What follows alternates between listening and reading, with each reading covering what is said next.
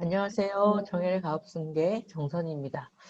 오늘은 그 중소기업 뉴스 중에서 지금 굉장히 관심이 많으신 간주배당 관련해서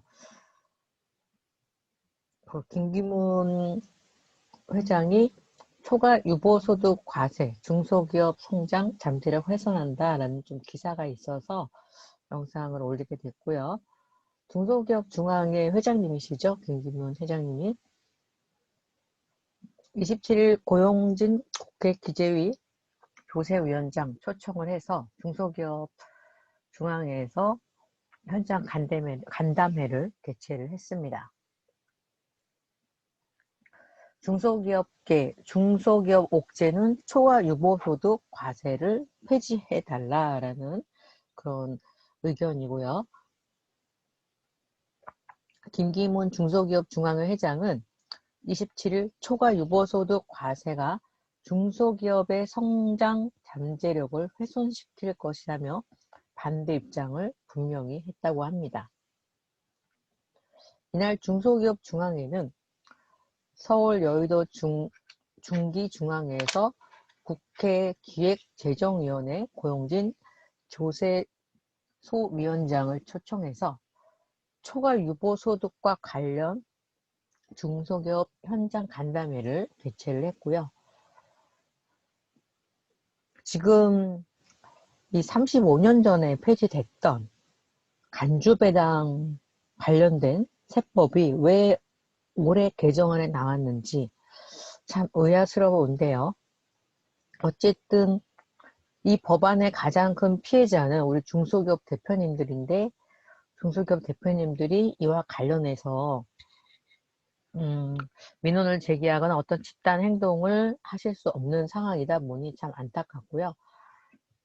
지금 뭐 세무사협회나 또 요번에 보여드린 것처럼 중소기업 중앙회 김기문 회장님이 이런 조세 담당자를 초청을 해서 이런 중소기업 입장을 대변했다는 것은 굉장히 중요한 내용인 것 같습니다. 지금 김 회장은 중소기업의 사내 유보금은 새로운 미래의 투자 기회나 코로나19와 같은 예상치 못한 경영위기에 사용하는 일종의 비상금 같은 건데, 이거를 전통 제조업들은 산업 트렌드에 대응하고 미래 투자를 위해서 충분히 적립하지 않으면 경쟁력을 잃고 소리 없이 사라질 것이다 라고 강조를 했다고 합니다. 저는 오랜 동안 우리 현장에서 컨설팅을 하는 입장에서는 제조업 같은 경우는 정말 이게 맞지가 않아요. 왜냐하면은 제조업은 일단은 기본적으로 뭐 공장이라든가 시설 이런 부분들을 갖춰야 되고, 우리가 돈을 벌어서 그거를 뭐 50%씩 딱딱 배당을 할 수 있으면 뭐 제일 해피하겠지만, 그렇게 하지 못하는 이유 중에 여러 가지가 있겠지만 재투자라는 굉장히 중요한 이슈가 있죠. 회사가 더 성장하려면 재투자를 해야 되니까. 물론 저는 늘 대표님들이나 회장님들께 회사가 좀 덜 성장하더라도 주주들의 이익을 충분하게 실현을 해주시라고 말씀을 드려요. 하지만 현실적으로는 당연히 주주의 이익을 실현해주고 싶지만, 당장 회사가 필요한 장비, 필요한 시설, 모든 것을 갖추기 위해서는 그 해 이익금을 배당하기는 상당히 어렵다는 거죠. 근데 제조뿐만이 아니에요. 도소매 같은 경우도 저희가 어떤 물건을 확보하기 위해서 정말 유동자금이 너무나 중요해요. 그게 결국은 기업의 성장이고 기업이 이익을 남기는 거예요. 충분한 현금 여력이 있어야 좋은 조건으로 정말 좋은 물건들을 확보하고 이익을 남기고 판매를 할 수 있으니까요.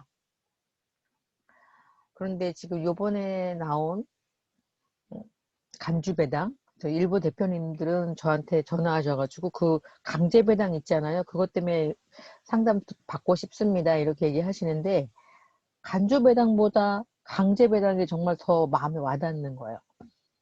사유재산인데 이거를 강제로 배당한 걸로 보고 배당소득세를 과세한다는 거니까 정말 강제배당이죠. 정다롱 성보 엔지니어링 대표는 지금까지 회사를 운영하면서 IMF, 세계 금융위기, 코로나19 등의 위기를 극복할 수 있었던 것은 유보금이 있었기 때문이다. 그렇죠. 유보금이 없었으면 이렇게 어려울 때 회사가 견딜 수가 없죠. 또 성용찬 환합인더스트리 대표님께서는 대기업이 보유금을 쌓아놓고 경영한다고 하니 그 시각으로 중소기업을 보는 것 같다. 진짜 중소기업은 풍전등화 정말 하루하루 정말 치열하게 회사를 영위하기 위해서 굉장히 힘들게 싸우고 있는데 이런 부분에 대한 거를 너무 반영하지 못한 계정 아닌 것 같고요. 또한 제가 굳이 영상에서 간주배당 관련해서 말씀을 드리는 것은 제 채널도 국세청이나 이런 국세청에서 계속 모니터링을 하시면서 또 연락을 주시더라고요. 그래서 정말 우리 중소기업의 현실이 어떤지에 대해서 한 번 더 말씀을 드리고 싶어서 영상을 하게 됐고, 실은 이 내용을 국세청이 모르는 건 아니에요. 제가 말씀을 들어보니까 원래 간주배당이라는 게 개인사업자들이 종합소득세 관련해서 세율에 대한 부담으로 소득을 유보하기 위해서 법인으로 전환하는 경우 굉장히 많거든요. 그렇기 때문에 개인사업자 성실신고 대상자들이 법인으로 전환을 해도 뭐 3년간은 성실신고를 하게끔 법이 또 18년도에 바뀌었죠. 결국은 이 법은 일반적인 법인을 대상으로 하는 게 아니라 개인 사업자이어야 하는데 단지 소득을 유보하기 위해서 법인으로 전환한 회사들이 타겟인 것은 맞습니다. 그런데 세법 개정안에는 지금 현재 특수관계인 지분이 80% 이상인 경우라고 이렇게 나와 있잖아요. 과연 이 특수관계인이라는 것도 굉장히 애매한 게 국세법상 특수관계인이 있고 소득세법상 특수관계인이 있고 상증세법상 특수관계인이 있습니다. 각각의 범위가 달라요. 그런데 지금 개정안에 나온 거는 그런 내용은 없죠. 궁극적으로 이 법이 왜 생겼느냐. 결국은 개인의 유보소득을 법인화하면서 개인의 소득을 법인화해서 유보하려는 것에 대해서 제재를 하려고 하는 것 같습니다. 따라서 지금 현재까지도 이제 10월이 끝나가는 마당에 이 법에 대한 시행령이라든지 구체적인 내용이 없어요. 그러나 이것이 그대로 실현됐을 때는 내년에 있을 그 현상은 굉장히 많은 혼선을 야기할 수 있죠. 그러면 제 생각에는 대표님들께서 지금 우리 회사가 개인 사업자 수준의 어떤 볼륨의 회사다라고 한다면 이 간주배당은 적용될 가능성이 굉장히 높습니다. 따라서 대비를 하셔야 된다는 거죠. 50%는 무조건 배당된다고 보고 주주 구성을 합리적으로 변경을 하셔야 돼요.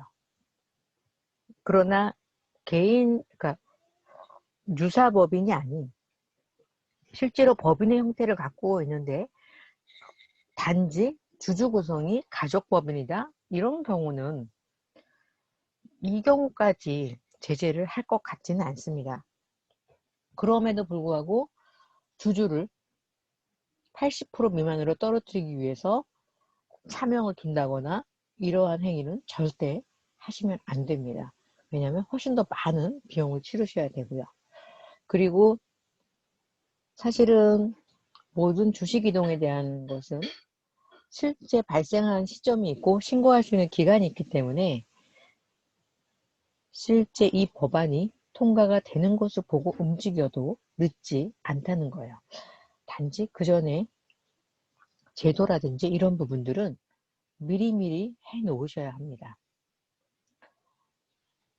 대표님들께서 정말 많은 관심을 갖고 있는 초과 유보소득에 대한 과세 부분, 중앙회에서도 굉장히 신경을 쓰고 있고, 제가 매일매일 이 뉴스를 보고 있어요. 보고 있는데, 뭐 국세청 이야기를 들어봐도 그렇고, 지금 현재 여러 가지 움직임을 봤을 때, 이 법안은 개인 사업자를 타겟으로 하는 게 맞습니다. 개인 사업자 수준의 법인. 아마 이 방송을 듣는 대표님들께서 감지를 하실 거예요. 아니, 내 회사는 개인 사업자 수준은 아니야. 혹은 사실은 내 회사는 개인 사업자 수준인데 소득을 유보하기 위해서 내가 법인으로 전환을 했어. 이렇다면은 이번 법안이 해당이 된다고 보셔야 되고 그것에 대한 대응을 하셔야 되고요. 내 회사는 개인 사업자 수준은 아닌데 80% 정도 가족이 갖고 있어. 그렇다면은 위험하지는 않습니다. 그러나 현재의 상황에서 어떤 개정안이나 시행령을 보고서 그 다음에 움직여도 가능한 시간이 있다는 겁니다. 그래서 섣불리 이런 초과 유보소득에 대해서 주주를 변경한다거나 이런 일들은 개인 사업자 수준이 아닌 충분하게 어떤 법인의 매출이 있고 그런 규모가 있는 회사라면은 기다리셨다가 결과를 보고 하시는 게 맞고요. 개인 사업자 수준의 회사라면 빨리 지분에 대한 아주 전략적인 재구성이 필요합니다. 진짜 말도 많고 탈도 많은 초과 유보소득 과세. 진정한 이 법안의 의미를 다시 한번 생각해 보시고요. 제가 오랫동안 기업을 컨설팅 하면서 또 현장에서 있고 뭐 국세청하고도 계속 이런 소명이나 이런 부분들 여러 가지로 함께 이야기를 나누는 상황에서는 어쨌든 정말 그 법인의 규모를 가진 회사들은 크게 염려하실 부분은 아니라고 생각을 하고요. 개인 사업자 규모의 회사라고 하신다면 반드시 지분에 대한 구조조정을 하셔야 할 때라고 생각합니다. 추가로 궁금하신 부분은 하단에 상담 남기기를 통해서 남겨주시면 되고요. 시간이 있다고 할 수도 있겠지만은 어떻게 보면은 이제 뭐 10월도 다 끝났으니까 2달 정도 남은 시간이고 어떠한 제도에 대한 변경이나 이런 부분들은 최대한 빨리 해놓으시는 게 어떤 행위를 할 때 모양새가 좋겠죠.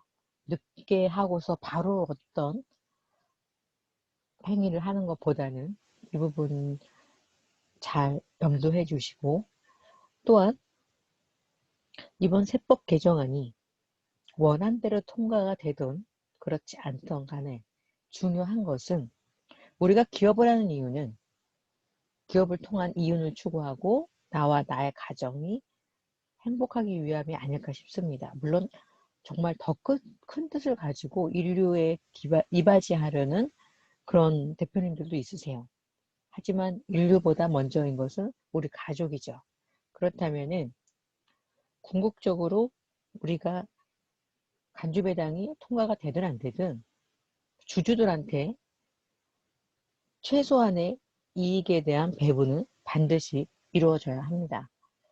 그러기 위해서 주주의 구성은 지금이 됐든 나중에 됐든 반드시 필요한데 지금 했을 때랑 나중에 했을 때 가장 큰 차이점은 세 부담입니다. 지금 지분 조정을 하게 되면은 추후에 납부할 세금을 정말 10분의 1로 줄일 수 있는 그런 기회가 있음에도 불구하고 안일하게 사업만 확장하시게 된다면 결국은 사업은 커가겠지만 회사는 크겠지만 그만큼 내가 납부해야 될 세금도 커가고요. 일반적인 증여나 상속으로 봤을 때 그 세 부담은 누가 안아요? 내가 아니 날 사랑하는 가족들, 내 자녀가 안게 됩니다. 대표님들께서 회사만 커지면 나도 물론이고 우리 가족이 다 좋아질 거야. 천만의 말씀이에요. 최근에 가업승계 컨설팅을 하면서 가장 두드러진 현상은 자녀들이 가업을 받지 않으려고 한다는 거예요. 왜 그럴까요? 내가 받은 가업이 향후에도 비전이 있는, 전망이 있는 그런 업이 아니라고 한다면 굳이 자녀가 증여세라는 커다란 부담, 상속세라는 커다란 부담을 안아가면서까지 그 업을 승계를 받을지는 굉장히 의문이라는 거죠. 일부 대표님들, 회장님들께서는 굉장히 섭섭해 하세요. 왜 우리 애들이 내가 평생을 일궈놓은 사업을 적극적으로 이렇게 승계를 받으려고 하지 않지? 현실이 그렇게 녹록지 않다는 거예요. 지금은 산업이 너무나 급변하고 있고, 그런 과정에서 내가 아버님의 회사를, 어머님의 회사를 잘못 인수받았을 때, 그로 인한 비용은 내가 평생 모아놓은 현금 자산, 주택 등을 그 자산을 받기 위한 증여세나 상속세로 부담을 해야 되는데, 과연 받은 그 회사가 그만큼의 가치가 있고 앞으로도 그만큼 성장할 것이냐? 이것은 굉장히 의문이 남는다는 거죠. 그렇다면 지금 대표님들, 회장님들께서 해주실 일은 뭐냐? 다음 세대가 우리 가업을 승계해서 잘 이끌어갈 수 있는 구도를 만들어 주셔야 된다는 거예요. 그것만이 우리 회사가 영속할 수 있는 방법이고 자녀들이 힘들지 않게 회사를 이어갈 수 있는 방법입니다.